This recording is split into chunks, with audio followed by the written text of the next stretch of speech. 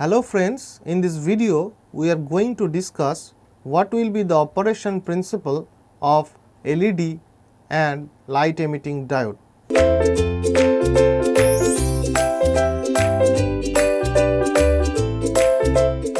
As we know that LED is called as the light emitting diode.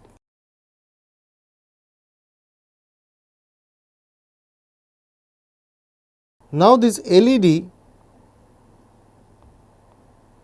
is a very important electronics device in this today's world. So LED is a device which emits light with the application of voltages, and this LED is a simple PN junction diode, and this PN junction diode is operated in a forward biased condition. Generally, this PN junction diode materials are direct band gap materials for fabricating the LEDs, because we know but indirect band gap semiconductor cannot emit light because part of the energy gap will be lost in the lattice vibration. So, for LED we will always use direct band gap semiconductors like gallium arsenide. Now, in LED, the principle of operation that controls the LED operation is called as electroluminescence. That is the conversion of electrical energy into luminescence energy or light energy. We have already known that this LED is operated in a forward bias mode. We have already known that the LED is operated in a forward bias mode. In this forward bias mode, LED emits light due to large number of recombination of holes and electron. So, before understanding the operation of the light emitting diode, let us look at the structure, how these LEDs are formed, and the structure of the LEDs are looking like this. So, this is the general structure that we get for a LED. This is the epoxy case, or we can say it is the lens that will diffuse the light produced in the LED, and this is the post of the LED, and this is called as anvil of the LED, and here the device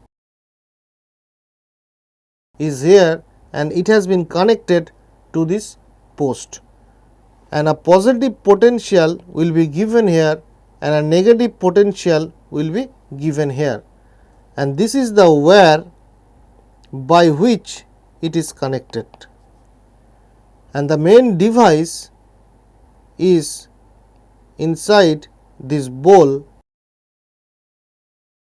So, this is the main device and the device has been connected by a wire to the post. So, this is the structure of LED, and light will be emitted from this device in this manner, and this diffused light will be gathered by the lenses and come out of the lens. So, this is the structure of the LED that we get in the industrial market. Now, let us see the operation of the LED. For that, we have to take the band diagram of the LED structure in the forward bias mode. So, as we know, if it is a P type and N type, in between there will be a junction in every LED, and since the LEDs are operated in the forward bias mode, so the depletion width will be very much thin compared to the equilibrium condition. So, let us take this as the width of the depletion region, and the device looks like this, and we have applied a negative potential here and we have applied a positive potential here. So, if we draw the band diagram of this material, then we can see that a potential has been given as a forward potential. So, the Fermi level of the P side and the N side will be differ from each other. So, let us draw the Fermi level. So, the Fermi level of the P side, I am denoting it as EFP, and the Fermi level of the N side,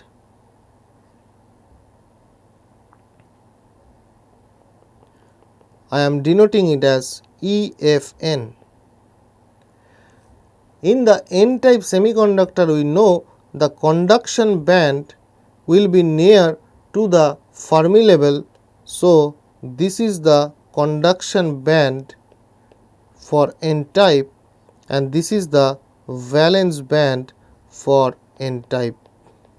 As we know that for a N type material, the conduction band of the N type material will be nearer to the Fermi level. So, we can say this is the conduction band EC N, which is nearer to the Fermi level EFN, and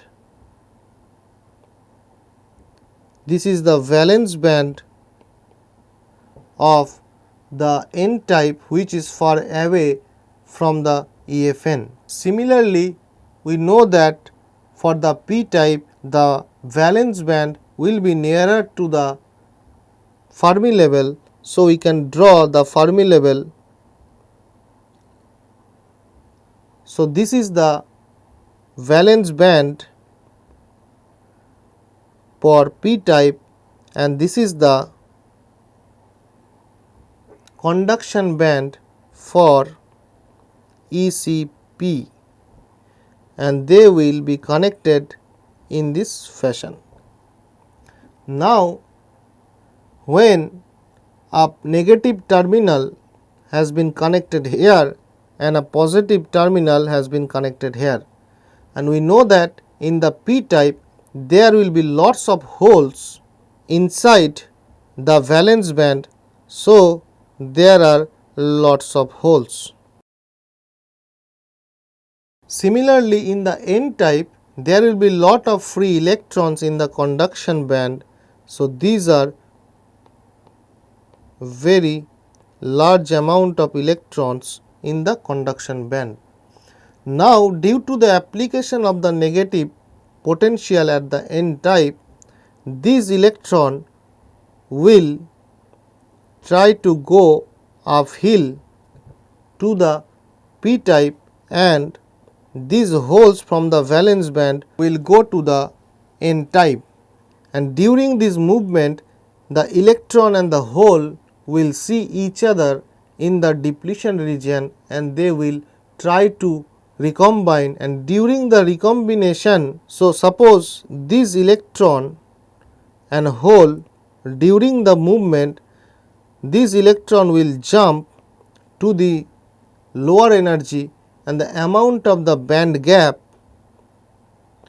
will be released as a light, and the light energy is h nu, and this h nu should be equals to the band gap of the material. And we have already seen that this Eg is the band gap of the semiconductor material, and we know that the frequency of the light is nu, then the wavelength of the light emitted in micrometer should be equals to 1.24 divided by Eg in electron volt. So, this is the wavelength of the emitted light that is emitting from the LED structure. In this way, light will formed due to the recombination of electron and hole in the depletion region. So, this is the operation of the LED, and generally the direct band gap semiconductor is used for this LED. Now, the LED will have some response time of microsecond order. These LED devices are very useful for every electronic application, and the efficiency of the LED is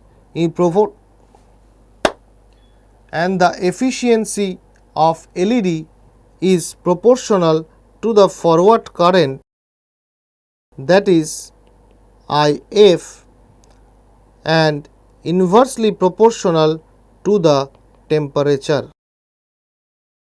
The cut-in voltage of the gallium arsenide material, we know that it is V gamma is equals to 1.3 volt. So, we can say that the power dissipation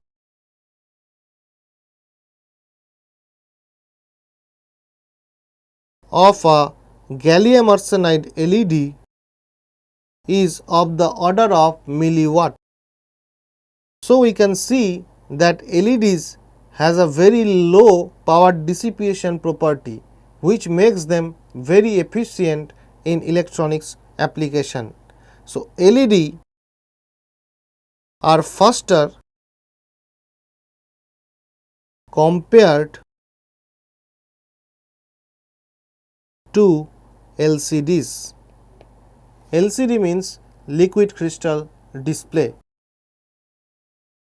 Longer operating life has been achieved for LED, and there will be a large carrier lifetime in case of LEDs. Now, during the circuit connection of LED in a circuit, we will always place a series resistance before the LED, and this series resistance is called the current limiting resistance.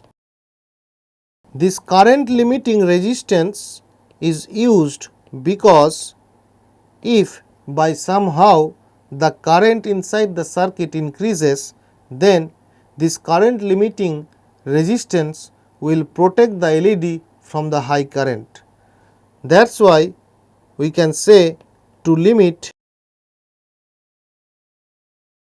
the forward current, this current limiting resistance has been used, and to limit the light output power, this current limiting resistance is also used. Generally, in nowadays LEDs are fabricated from distributed Bragg reflectors, that is DBR, and IBG semiconductors. In this way, nowadays the enhanced efficiency of LED has been achieved using these DBRs and IBG semiconductors, and the applications of LED are immense. The first application is that it can be used for remote control transmitter. Second is that it can be used for display devices, and the third one is the most important one, where LED can be used for fabricating optocoupler devices. Optocoupler means a device which can couple two different lights into a same light. So, this is all about the light emitting diode in the PN junction chapter. Thank you.